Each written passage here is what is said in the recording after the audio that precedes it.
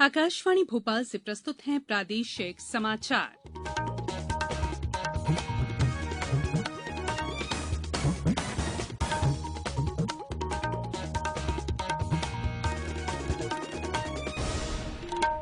नमस्कार, समाचारों के साथ मैं संयुक्ता बैनर्जी। देश भर में 18 साल से अधिक आयु के सभी लोगों के लिए सरकारी केंद्रों में निःशुल्क टीकाकरण अभियान चलाया जा रहा है। आपसे अपील है कि कोविड रोधी टीका जरूर लगवाएं। कोरोना महामारी के प्रति कोई भी लापरवाही न बरते।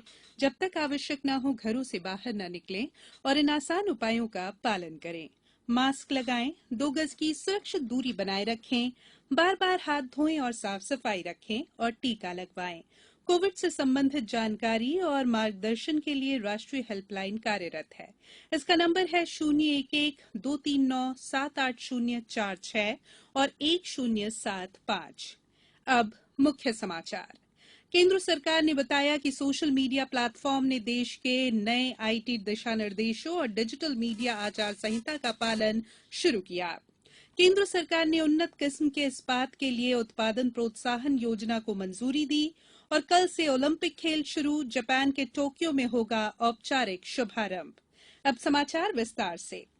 महत्वपूर्ण social media platform Facebook, Google, Twitter, LinkedIn, WhatsApp और अन्य ने नई आईटी दिशा निर्देशों और डिजिटल मीडिया आचार संहिता का पालन करते हुए भारत में मुख्य अनुपालन अधिकारी, नोडल संपर्क अधिकारी और स्थानीय शिकायत निवारण अधिकारी नियुक्त कर दिए हैं। ये जानकारी आज राज्यसभा में इलेक्ट्रॉनिक्स और सूचना प्रौद्योगिकी राज्य मंत्री राजीव चंद्रशेखर ने एक प्रश्न के लिखित उत्तर में दी। उन्होंने नए नियमों के तहत अनिवार्य रूप से मासिक अनुपालन रिपोर्ट प्रकाशित करना भी शुरू कर दिया है। उन्होंने कहा कि नए नियमों के लागू होने के बाद भी ट्विटर नियमों का पालन नहीं कर रहा था, लेकिन बाद में उसने मुख्य अनुपालन अधिकारी और एक स्थानीय शिकायत निवारण अधिकारी को आकस्मिक व्यवस्था के रूप में नियुक्त किया। श्री चंद्रशेखर ने कहा कि यदि सोशल मीडिया नेटवर्क की ये कंपनियां नियमों का पालन नहीं करती है तो वे आईटी अधिनियम की धारा 79 के तहत मिलने वाली छूट की सुविधा नहीं ले पाएंगी।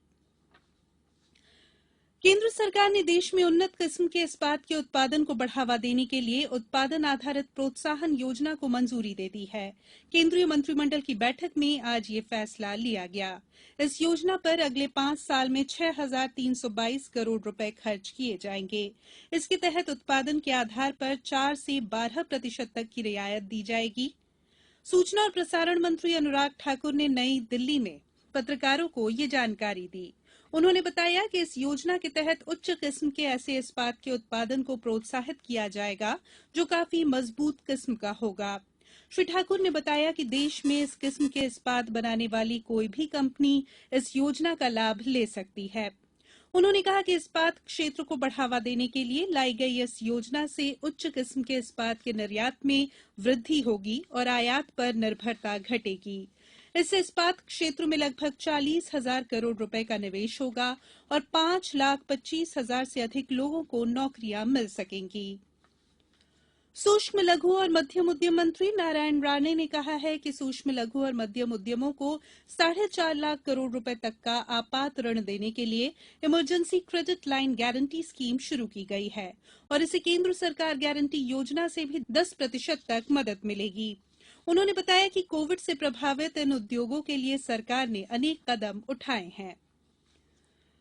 पेगासस जासूसी, कृषि कानूनों और अन्य मुद्दों पर आज संसद के दोनों सदनों में विपक्ष के हंगामे के कारण कार्रवाई में रुकावट आई। दोनों सदनों की कार्रवाई कई बार स्थगित किए जाने के बाद दिन भर के लिए स्थगित कर दी गई। राज्यसभा में दूसरे स्थगन के बाद जब दोपहर 2 बजे सदन की बैठक फिर शुरू हुई तो इलेक्ट्रॉनिक्स और सूचना प्रौद्योगिकी मंत्री अश्विनी वैष्णव फोन डेटा के मुद्दे पर बयान देने के लिए उठे, लेकिन टीएमसी सदस्य उनके पास पहुंचे और बयान की प्रति फाड़ दी गई। कांग्रेस, तृणमूल कांग्रेस, डीएमके, वाम और अन्य दलों के सदस्यों ने पेगासस जासूसी और कृषि कानूनों सहित विभिन्न मुद्दों पर विरोध प्रदर्शन किया। वाईएसआर कांग्रेस के सदस्य आंध्र प्रदेश के लिए विशेष दर्जे की मांग कर रहे थे। लोकसभा में भी लगभग ऐसा ही नजारा रहा और सदन की कार्रवाई कई बार स्थगित किए जाने के बाद दिन भर के लिए स्थगित कर दी गई। भारतीय जनता पार्टी ने पेगासस जासूसी मुद्दे को लेकर संसद के कामकाज में रुकावट डालने के लिए विपक्ष की आलोचना की है। विदेश राज्य मंत्री मीनाक्षी लेखी ने नई दिल्ली में संवाददाताओं से बातचीत में कहा कि जासूसी मामले में 10 देशों का नाम आया है, लेकिन अन्य देशों में विपक्ष की प्रतिक्रिया भारत के विपक्षी दलों की तरह नहीं है। कोविड-19 से बचाव और सुरक्षित रहने के 3 उपाय। मास्क लगाएं, 2 गज दूरी है जरूरी, सुरक्षित दूरी रखें, हाथ और मुंह साफ रखें। ब्रेक के बाद बुलेटिन में एक बार फिर आप सभी का स्वागत है। सूचना, इलेक्ट्रॉनिक्स और सूचना प्रौद्योगिकी मंत्री अश्विनी वैष्णव ने कहा है कि संसद के मानसून सत्र से ठीक एक दिन पहले पेगासस जासूसी मुद्दे पर सनसनीखेज खबर का आना महज एक इत्तेफाक नहीं हो सकता। उन्होंने कहा कि इस महीने की 18 तारीख को आई एक वेब पोर्टल की ये खबर भारतीय लोकतंत्र और उसके प्रतिष्ठित संस्थानों की छवि खराब करने का प्रयास है। श्री अश्विनी वैष्णव ने राज्यसभा में शोर शराबे के बीच दिए बयान में कहा कि व्हाट्सएप पर भी पेगासस के इस्तेमाल के बारे में भी ऐसा ही दावा किया गया था।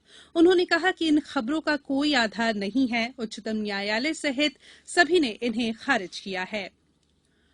कांग्रेस के सांसदों ने आज पूर्व अध्यक्ष राहुल गांधी के नेतृत्व में किसानों के मुद्दे पर संसद भवन परिसर में विरोध प्रदर्शन किया। इस दौरान उन्होंने कृषि कानूनों को रद्द करने की मांग को लेकर सरकार के खिलाफ नारे लगाए। कृषि और किसान कल्याण मंत्री नरेंद्र सिंह तोमर ने फिर दोहराया है कि तीनों कृषि कानून किसानों के लिए लाभकारी और हित में हैं। संसद से बाहर पत्रकारों से बातचीत में श्री तोमर ने कहा कि सरकार ने इन कानूनों के संबंध में किसान संगठनों से बातचीत की थी। उन्होंने कहा कि यदि किसान अपने मुद्दों को बिंदुवार रखते हैं तो सरकार उनके साथ विचार करने को तैयार है। ओलंपिक 2020 का शुभारंभ कल जापान की राजधानी टोक्यो में औपचारिक तौर पर किया जाएगा। हालांकि फुटबॉल और सॉफ्टबॉल के मैच कल से शुरू हो गए। भारतीय समयानुसार उद्घाटन समारोह शाम 4:30 पर शुरू होगा। जापान की राजधानी टोक्यो में नवनिर्मित नेशनल स्टेडियम में आयोजित होने वाला ये उद्घाटन समारोह कोविड महामारी के कारण साधारण तरीके से किया जाएगा। समारोह में किसी भी तरह की भव्यता नहीं होगी। समारोह के कार्यकारी निर्माता मार्को बालच ने कहा है कि इस समारोह में जापान के सौंदर्य शास्त्र को दर्शाया जाएगा। कोविड के बढ़ते मामलों के कारण पिछले साल टोक्यो ओलंपिक को स्थगित कर दिया गया था।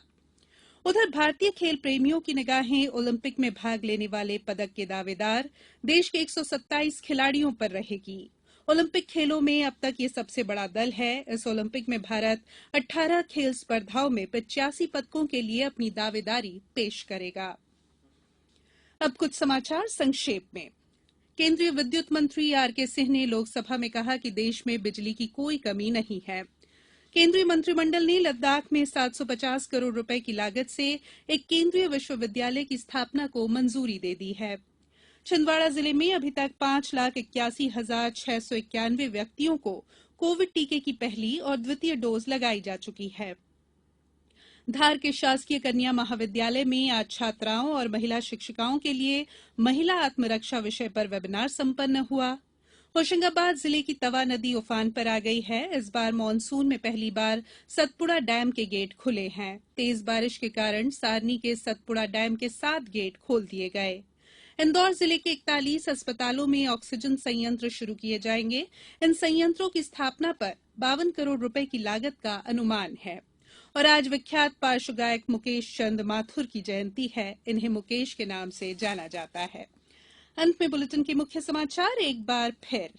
केंद्र सरकार ने बताया कि सोशल मीडिया प्लेटफॉर्म ने देश के नए आईटी दिशा निर्देशों और डिजिटल मीडिया आचार संहिता का पालन शुरू किया। केंद्र सरकार ने उन्नत किस्म के इस्पात के लिए उत्पादन प्रोत्साहन योजना को मंजूरी दी। और कल से ओलंपिक खेल शुरू। जापान के टोक्यो में होगा औपचारिक शुभारंभ। इस बुलेटिन में फिलहाल इतना ही। अंत में एक अपील, हमेशा ध्यान रखें, मास्क और 2 गज की दूरी, हाथ धोना भी है जरूरी। नमस्कार।